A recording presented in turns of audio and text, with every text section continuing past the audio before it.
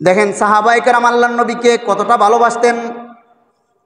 নিজের খাওয়া, নিজের ঘুম, নিজের বিছানা, নিজের বাড়ি সব কিছু ছেড়ে দিয়েছে রাসূলের মহব্বতে, জীবন বিলিয়ে দিয়েছে, দ্বিধাবোধ করে নাই। তবুও তারা রাসূলের মিশনগুলা প্রত্যেক জায়গায় জায়গায় বাস্তবায়ন করেছে। কথা বলেন ঠিক কিনা? আল্লাহর রাসূল সাল্লাল্লাহু আলাইহি সাল্লামের কাছে ওহী আসলো,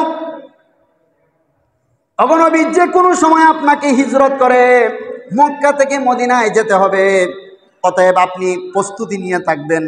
আল্লাহর পক্ষ থেকে যে সময় ঘোষণা হবে সেই সময় আপনাকে মক্কা থেকে মদিনার দিকে রওনা দিতে হবে হিজরতের উদ্দেশ্যে।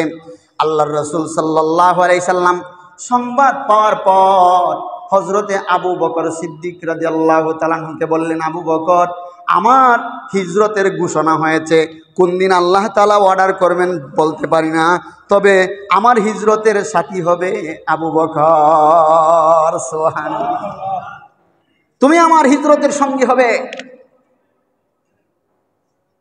এইভাবে দিন কাটতে লাগলো।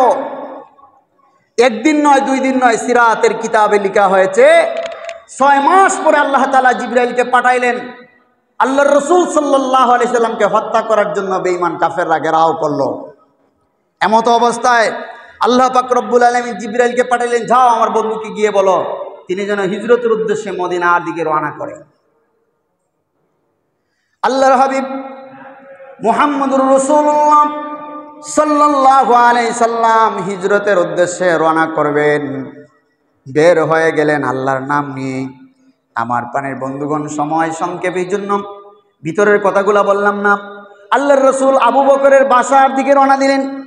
আবু বকরের বাসার সামনে গিয়া সালাম দিয়া দরজায় নক করতে দেরি, আবু বকর রাদিয়াল্লাহু তাআলা আনহু দরজা খুলতে দেরি হয় না। সুবহানাল্লাহ। আল্লাহর নবীর সাহাবী সালামের আওয়াজ শুনে দরজা খুলে দেওয়ার কারণে আল্লাহর নবী তাকে প্রশ্ন করলেন, আবু বকর, তুমি কি ঘুমাও নাই? তুমি কি এত ছালায় দরজা খুললে কিভাবে? আবু বকরের 2 চোখ থেকে 2 নয়ন থেকে অশ্রু পড়তে লাগলো। আবু বকর কেঁদে ফেললেন, কেঁদে কেঁদে বলতেছেন, ইয়া রাসূলুল্লাহ, ইয়া হাবিবাল্লাহ, গো আল্লাহর নবী, আপনি হিজরতে যাবেন আজ থেকে আরো 6 মাস আগে আমাকে বলেছিলেন। আপনি কোন দিন যাবেন বলেন নাই, আপনি শুধু বলেছেন আবু বকর আমার হিজরতের সাথে তুমি হবে যখন আল্লাহ অর্ডার করবেন, আল্লাহ যখন আদেশ করবেন তখন আমরা হিজরতের উদ্দেশ্যে রওনা দিব।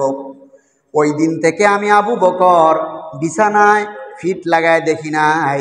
ওগো নবী, আপনি নবী যদি আসেন, আপনার পিছন দিক থেকে যদি শত্রুরা আপনাকে দাওয়া করে আর আমি আবু বকর যদি ঘুমায় যায়, আপনি যদি আমার দরজায় আঘাত করেন, আমি যদি আপনার ডাকের সাড়া না দিতে পারি, আর এই মুহূর্তে আল্লাহ না করুক কোনো কাফের বেঈমান যদি আপনার গায়ে আঘাত করে, তাহলে আমি আবু বকর আল্লাহর দরবারে কি জবাব দিব? এই চিন্তা করে আমি আবু বকর 6 মাসের ভিতরে একদিনও বিছানায় পিঠ লাগাই নাই। সুবহানাল্লাহ। তারা নবীরে ভালোবাসতো। কি বাসতো?